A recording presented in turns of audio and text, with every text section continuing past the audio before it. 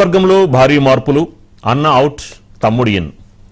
వంశీ గారు, మొత్తానికి తెలంగాణ రాజకీయాల్లో మరి పెను మార్పులు వచ్చే అవకాశాలు కనిపిస్తున్నాయండి. అవునండి. రాజుగారు ఎవరు చెప్పారండి? రాజుగారు ఏమండి, అధికార పార్టీకి సంబంధించిన నేతలే బయట మాట్లాడుతున్నట్టు తెలుస్తాం సార్. ఆఫ్ ది రికార్డ్ మాట్లాడుతున్నట్లు భావిస్తూ ఉన్నారు. బట్ నాకు ప్రస్తుతం ఉన్నటువంటి సమాచారం ప్రకారంగా నేను అవి గాసిప్స్గా చూస్తూ ఉన్నాను. అంటే ఇప్పుడు కోమటిరెడ్డి వెంకటరెడ్డి గారిని తీసేసి కోమటిరెడ్డి రాజగోపాల్ రెడ్డి గారికి మంత్రి పదవి ఇస్తారు అనేటువంటిది ఒక ప్రచారం జరుగుతుంది. కొండా సురేఖ గారిని తీసేసి ఇంకొకరికి బీసీ మహిళకి ఇస్తారు అనేటువంటిది జరుగుతుంది. అట్లాగే హైదరాబాదు ఇంకొకరికి ఇస్తారు అనేటువంటిది జరుగుతూ ఉంది. ఇవన్నీ ఏంటంటే ఎవరికి కావాల్సిన విధంగా ఎవరైతే మంత్రి పదవిని ఆశిస్తూ ఉన్నారో, ఎవరైతే మంత్రి పదవిని కోరుకుంటూ ఉన్నారో వాళ్ళందరూ మాకు వచ్చేటువంటి అవకాశం ఉందనేటువంటి దాని మీద ప్రచారం జరుగుతూ ఉంది. కొద్ది రోజుల క్రితమే ఎవరైతే అజారుద్దీన్ గారిని క్యాబినెట్లోకి తీసుకున్నారు, మరి అట్లాంటిది ఉంటే ఆ రోజే తీసుకొని ఉండాలి.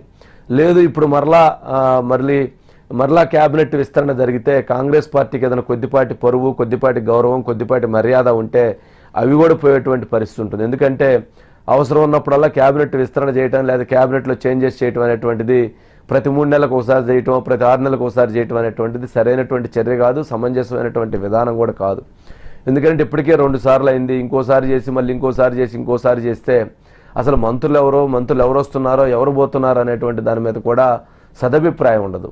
కానీ కాంగ్రెస్ పార్టీలో ఏదైనా జరిగిద్ది. కాంగ్రెస్ పార్టీలో ఇది జరిగిద్ది, ఇది జరగదు అనడానికి ఏమీ లేదు.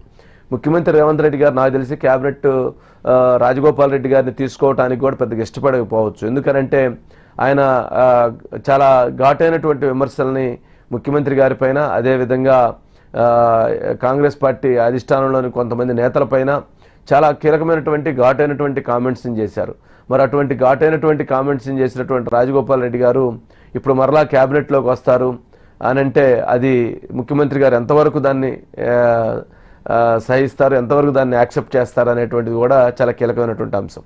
సరే, ఇది ఇంకొక వైపు ఉంటే వాళ్ళని తీస్తారు, వీళ్ళని తీస్తారు అని అంటే అసలు దాని వలన ప్రభుత్వానికి చెడ్డ పేరు తప్ప, నెగిటివ్ తప్ప పాజిటివ్గా ఉండేటువంటి అవకాశం లేదు. సరే, ఇదంతా అట్లా ఉంటే కానీ కాంగ్రెస్ పార్టీలో ఏదైనా జరిగిద్దని ఎందుకు చెబుతున్నామనంటే గతంలో 2004లో రాజశేఖర రెడ్డి గారు ముఖ్యమంత్రి అయిన తర్వాత కూడా అనేక సందర్భాల్లో ఆయన ఇది జరగదు అని చెప్పని అక్కడ ఉన్న పార్టీలో ఉన్నటువంటి నేతలతో మాట్లాడేవాడు. కానీ తర్వాత 3 రోజులకో 4 రోజులకో ఆ రోజు ప్రణబ్ ముఖర్జీ గారో లేదా అహ్మద్ పటేల్ గారో లేదా గులాం నబీ ఆజాద్ గారో వాళ్ళు ఇక్కడ ఢిల్లీ నుంచి డైరెక్ట్గా హైదరాబాద్ దిగేసి బేగంపేట ఎయిర్పోర్ట్లో, అప్పట్లో బేగంపేట ఉండేది, దిగేసి అట్లా వచ్చేసేదను ఇది ఇలా చేసేయాలని చెప్పేసి వెళ్ళిపోయేవాళ్ళు. ఆ రోజు సాయంత్రానికి మళ్ళీ అది అనౌన్స్మెంట్ అయిపోయేది. లేదు, ఢిల్లీ నుంచి వాళ్ళు ఒక లెటర్ రిలీజ్ చేసేవాళ్ళు, పలానా వాళ్ళని దీంట్లో కేటాయిస్తున్నాం అని చెప్పని. అట్లా జరిగినటువంటి సందర్భాలు అనేక ఉన్నాయి.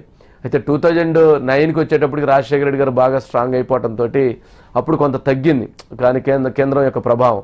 కానీ 2004లో స్టార్టింగ్లో అయితే కొంచెం ఇట్లాంటి పరిణామాలు చాలా చోటు చేసుకున్నాయి. ఇప్పుడు వాటన్నిటికంటే కూడా ప్రస్తుతం ముఖ్యమంత్రి రేవంత్ రెడ్డి గారు చాలా పెద్ద సవాళ్ళను ఎదుర్కొంటున్నారు. అసలు హోమ్ మినిస్టర్ ఆయన దగ్గర నుంచి తీసేస్తారని ఒకరు కొంతమంది కాదు, అసలు ఈ వాళ్ళను మారుస్తారు వీళ్ళను మారుస్తారని ఇట్లా చాలా ఊహాగానాలు జరుగుతున్నాయి. బట్ నేను అనుకోవటం అయితే ఇవన్నీ గాసిప్స్ అని అనుకుంటున్నాను. కేంద్రంలో ఇప్పటివరకు కాంగ్రెస్ పార్టీ అధిష్టానం ప్రస్తుతం కర్ణాటక సమస్యనే చాలా ఎదుర్కొంటా ఉంది. కర్ణాటకలో ఎదుర్కొంటున్నటువంటి సమస్య ఏంటి? కర్ణాటకలో డీకే శివకుమార్, సిద్ధరామయ్య మధ్య హోరాహోరీ పోరు నడుస్తూ ఉంది.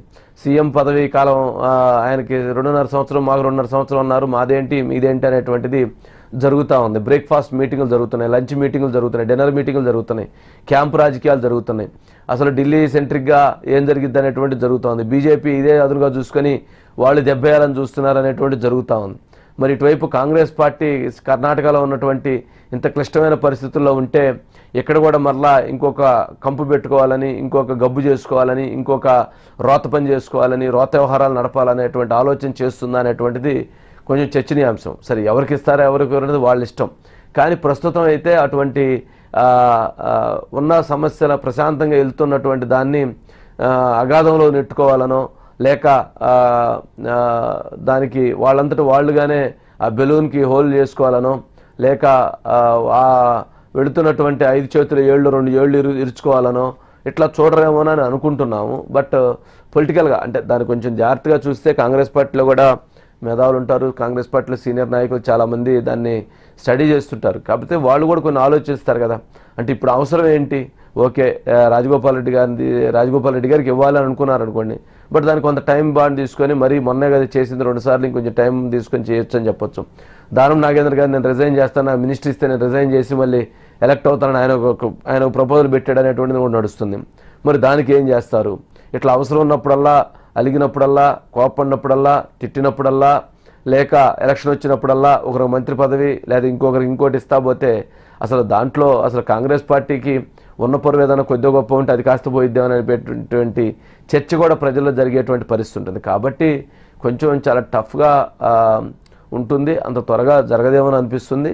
బట్ జరగవచ్చు కూడా. కాంగ్రెస్ పార్టీకి ఇది జరిగిద్ది, ఇది జరగదు అనేటువంటి దానికి ఏమీ లేదు. కాబట్టి ఏదైనా జరిగిద్ది, ఏదైనా జరగదు, ఏదైనా జరగవచ్చు, ఏదైనా జరగకపోవచ్చు. ఇట్లా వాటికి ఆప్షన్స్ అన్నీ కూడా వాళ్ళ దగ్గర ఉంటాయి అనిపిస్తూ ఉంది రాజు గారు. సార్ నెక్స్ట్ అండి, రైతుల్ని లంచాలు అడుగుతారా?